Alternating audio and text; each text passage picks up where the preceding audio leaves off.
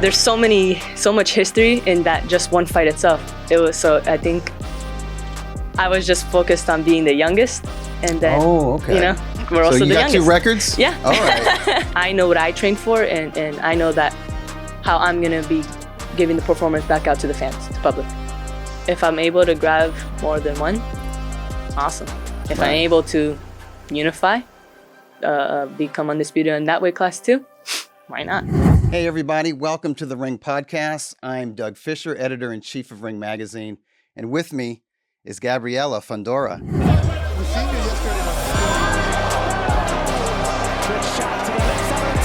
Beto, and brutally honest assessment there. Fundora's a killer, man. She doesn't have a strong foundation underneath her. Look, she's laying on the ropes because the legs are starting to give out. She is still undefeated, and now the new IBF flyweight champion of the world, Sweet Poison, Gabriela Fundora. Gabriela Fundora, thank you so much for joining us on the Ring Podcast. I got to tell you, before you got here, I wasn't sure which Fundora sibling I would be interviewing. I say it might be Gabriela, might be Sebastian. And Sebastian, I remember maybe meeting him 8 years ago, still real young, maybe in his first year as a professional. He might have still been an amateur, but he was up in Big Bear, California, training at Abel Sanchez's gym. And he was sparring with Sergey Boachuk and Michelle Soro, and Ben Lira introduced me to him and said, and he was a welterweight at the time. He said, this tall kid, believe it or not, he makes welterweight. And I'm watching him train, and I'm like, man, this guy's going to be a monster. And Ben said, he has a sister. She's an amateur. She's a teenager. She's going to be a monster. And I remembered that. I'm like, okay, all right, I'll keep an eye out and everything. And sure enough, both of you all have sort of climbed to the top of your respective divisions. A very rare thing, but I just wondered if you wanted to talk to me a little bit about being siblings in boxing and how you motivate each other. I don't know if there's any kind of rivalry, but what does it feel like for both of you at this present time to be unified champions in your respective divisions? I think this is something that I've been saying this, that we've been dreaming about, but I think it was actually a couple of years ago we were talking about it, and we're talking about becoming the first set of siblings to be champions at the same time. That's never been done. Right, brother and sister. You've seen it, brother and brother, sister and obviously, sister, brother and brother we have seen, but never brother and sister. And so we're talking about it, and that was kind of like, okay, this is, it was always a motivation to it since we were little, but Joseph, I think it was just like a few years back that we're talking about, like, really, really, okay, we're already in the professional scene. Now let's make waves in the sport of boxing. And so it's like a mutual goal. Yes, it's a goal you both share together. Yeah. So it's not like a rivalry. It's like no, it's motivation. It can't be really a rivalry because, well, eventually we're both going to be champions, so it's like, it only makes us better, I think, so it was just something that we're talking about, and it came alive. He's a unified champion at 154 pounds. You're undisputed at flyweight, the first female undisputed flyweight champion, correct? Yes. So what does it feel like to make history? Actually, my mama was reminding me the other day that you're also the first flyweight champion, undisputed. But because there's so much history in that just one fight itself. I think I was just focused on being the youngest. And then, we're also the youngest. So you got 2 records? Yeah. All right. You're the youngest flyweight champion, and you're the first female undisputed 112-pound champion. Yeah, so there's a lot of does that mean, it's some good. Folks, it's just a goal. You want to get all them belts. It's definitely bragging rights, Right. But, so. Does the historical part, does that resonate with you? I think so. It makes a splash, especially for women's boxing itself, that, there's a lot of people that don't like to watch it.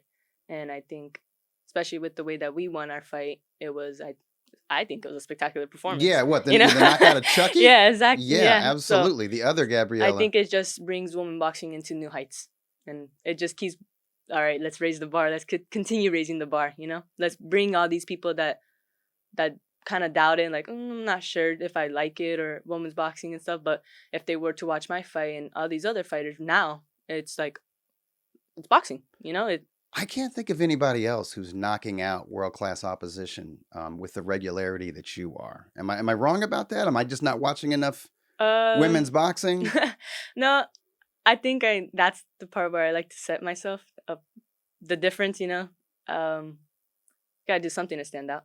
You do. And I think women's boxing, especially in America, it experienced unprecedented growth. I'm going to say from the second Olympics that featured female boxers, that was 2016. Yeah. So from 2016, I'm going to say to the present, like on every year, it grew and grew. I think it started with Katie Taylor, and then it went to Clarissa Shields. And I think for them becoming undisputed champions in their weight classes, Clarissa at middleweight and Katie Taylor at lightweight, that helped draw attention to them. I think so. And I think Katie really went to the head of the class.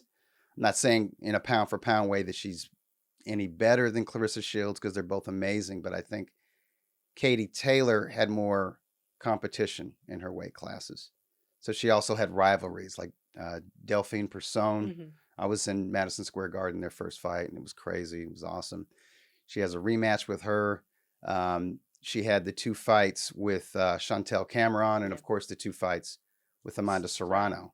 And that both fights were like the fight of the year, the female fight of the year. And I think that helped her.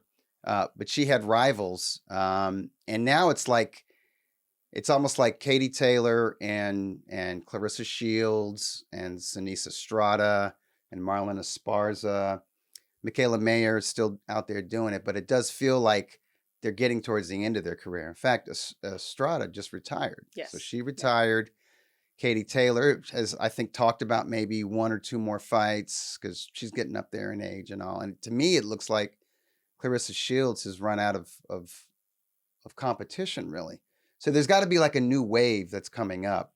I got to feel like you're like sort of at the head of that class. I mean, how do you feel about that? I do think so. You know, this boxing's a very picky sport, or picky in that sense, the fan base. So, but I think it just depends really on them, that if they like you, they like you, you know, and then how but they're going to pay attention. Of course, more but with the performance, the type of performance that you put on the show, right? I think people love knockouts. So I mean, as long as they continue to knock out the girls, more attention is going to gravitate. I think you're right. I mean, I think it's awesome that you're undisputed champion, but maybe they're used to it now. It's not so like, you know what I mean? Like when Katie Taylor became undisputed, it was like, oh, this is a big deal. And what the same is she going to do next? Exactly.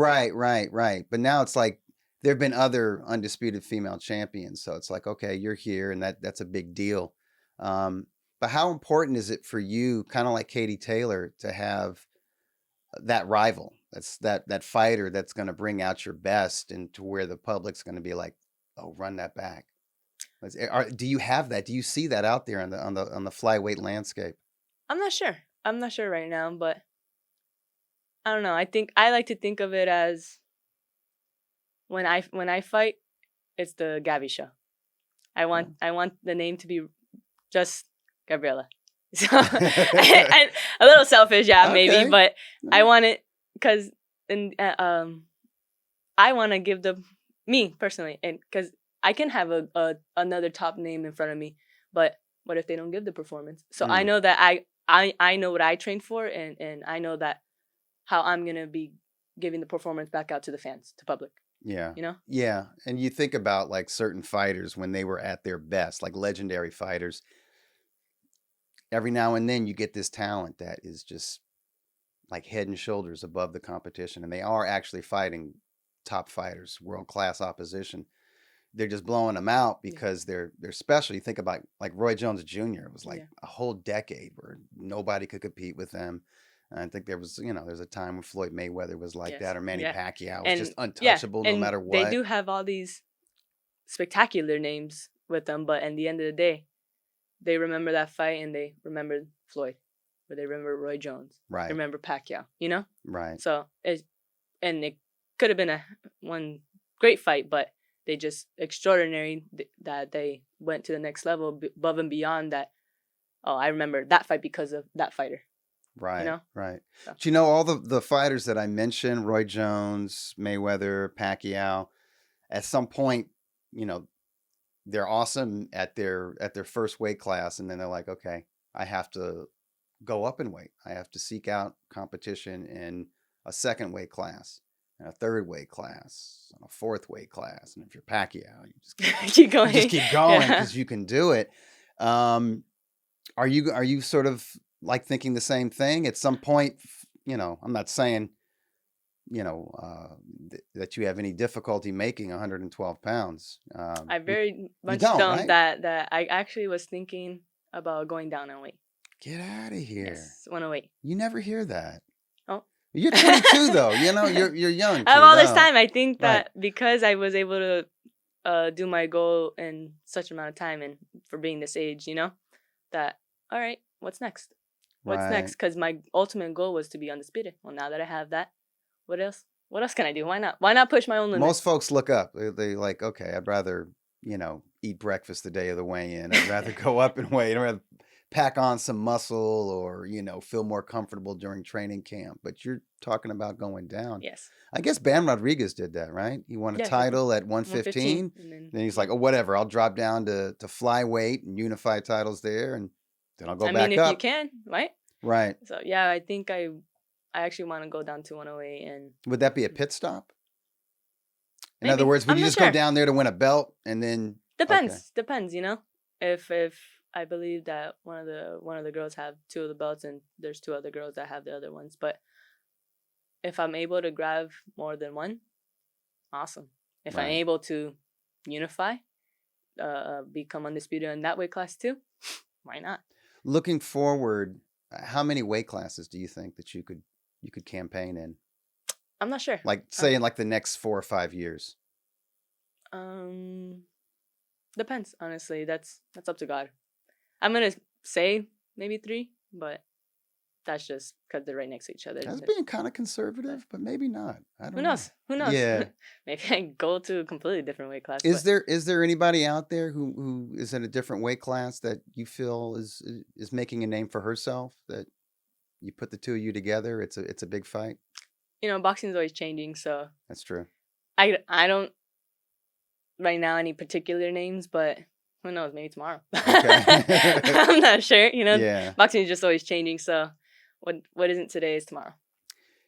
I wanted to bring up your brother again, because I would see him at the International Boxing Hall of Fame, the induction weekends, and this past one, this last summer, both of you were there, and I wanted to ask you a little bit about that. Like, was that your first time being in Canastota for the International Boxing Hall of Fame induction? That was my second time. Your My second time? Yeah. Yeah. So like, yeah, I see him and Samson, and he really, and the both of you do this. You really appreciate the fans, and it's a different kind of fan that goes to the Hall of Fame than say Yes. that's on social media, right? Yeah, Sometimes social media, they can be kind of nasty. It can be Yeah. whatever, you know what I mean? Yeah. It's anonymous, you know, whatever. People get weird. But this is very different. These are like not just the hardest core fans, but like the most knowledgeable fans. They're Yes. all historians. They're like walking boxing encyclopedias. But I watch you and Sebastian, and you two are like out there among the crowd, whether it's like a formal sort of thing where you guys are on stage or you're just walking around the grounds or in the museum.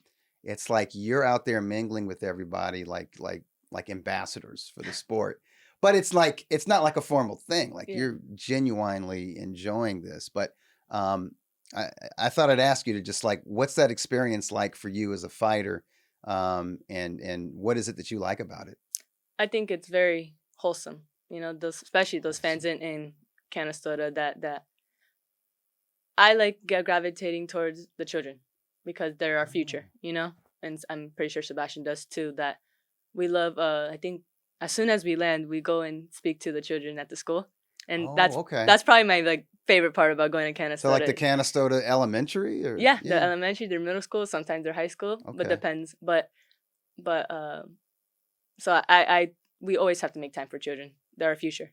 So Right. if they're gonna take care of us, then You do the same sort of thing in Southern California? yes. That's You great. have to. You have to. You know, this is. I think it's a good way to guide them and kind of give them a path of just respectable humans. You know, and with all the other fans, the adults and everything, you just see their smiles and it makes me smile. It makes my heart warm. You know, just giving back the time. You have to give back the time because it's just they're watching your fights. I think they're my supporters. Those are my supporters and my fans, and I'll talk to them all day if I can. It doesn't matter. I'll spend 3 days going out there and talking to everybody, getting to know them, and giving back my time. God, it's kind of rare. I mean, I hear a lot of, especially young champions, they might talk like you're talking when they first start out, right? And maybe, you know, if you know, on their way up to a world title. But I've noticed, I'm not going to name any names, but they win that world title.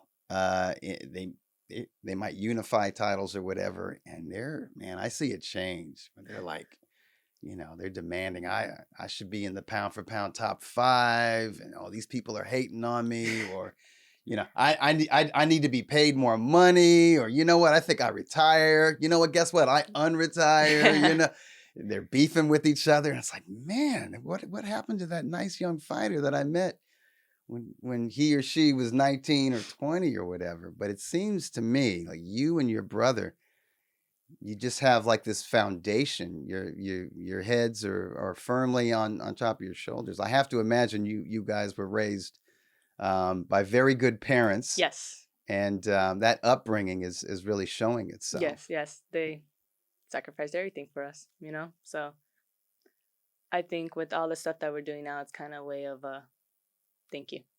A thank you because, you know, all your sacrifices and the hard work that you put into us when we're little and traveling all over the world, you know, and doing these certain things, you know, taking time off from jobs to go to all these tournaments. That's boxing's year round. It isn't seasonal, so I can only No breaks, imagine. no vacation. Know? Exactly. So it's no off season. We are where we are today because of them.